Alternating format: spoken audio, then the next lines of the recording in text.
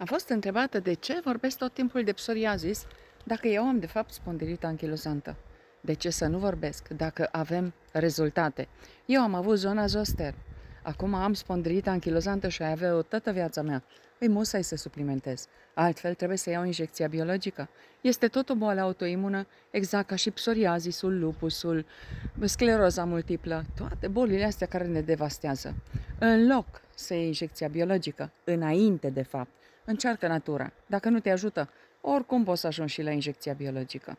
Sante, eu sunt fără dureri, doar cu ajutorul naturii. Asta nu înseamnă că nu mă duc la medic, asta nu înseamnă că nu-mi iau diagnosticul, că nu-mi iau tratamentele. În cazul în care medicul îmi spune, îi musai că inflamația în corpul tău e mare, dar mie îmi spune, ești super bine, n-ai nevoie de nimic. Sante?